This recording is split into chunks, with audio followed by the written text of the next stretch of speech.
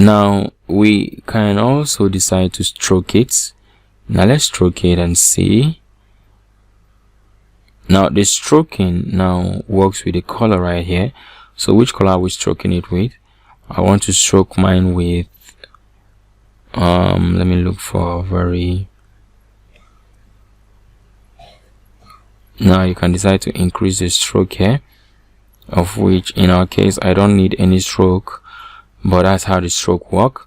I'm going to uncheck that, and then we'll go to inner shadow. Now the inner shadow, I'm going to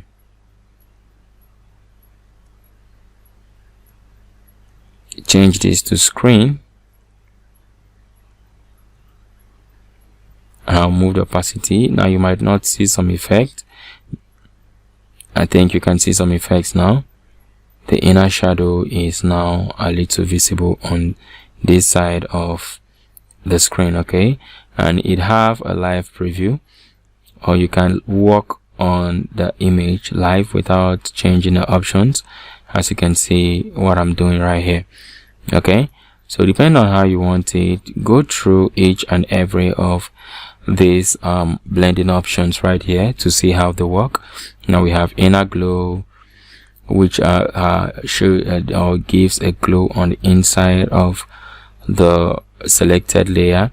We have satin, we have color overlay, which changes the color of the layer, and we have gradient overlay, which gives it a gradient instead of a full color. And you can decide to choose from different gradients on the gradient editor. And now we have something like this. Just click on OK. So you can decide to play with this.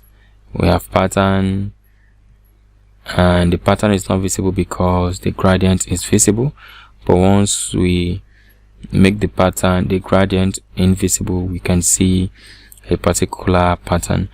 Now you can decide to change the opacity of a pattern to make it merge with the color inside, depending on how you want it, and you can decide to scale the particles of a particular pattern to either be big or small or any size of your choice.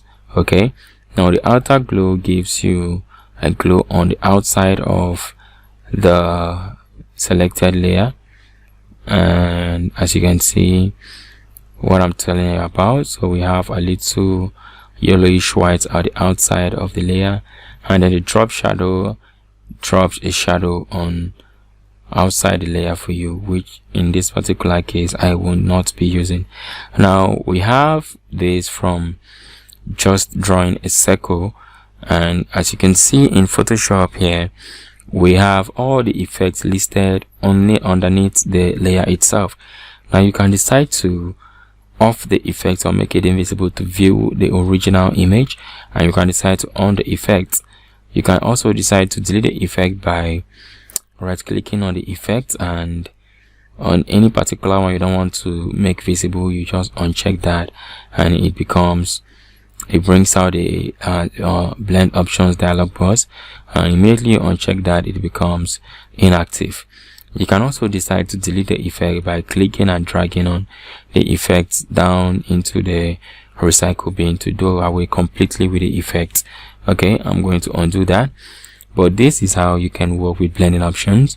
Play with it and you get different styles and different outlooks of a particular image you're working on. In our next video, we'll be talking about blend options and blending options, opacity and fill. We're going to look at how we can use this to work more and get a better output of our graphic image.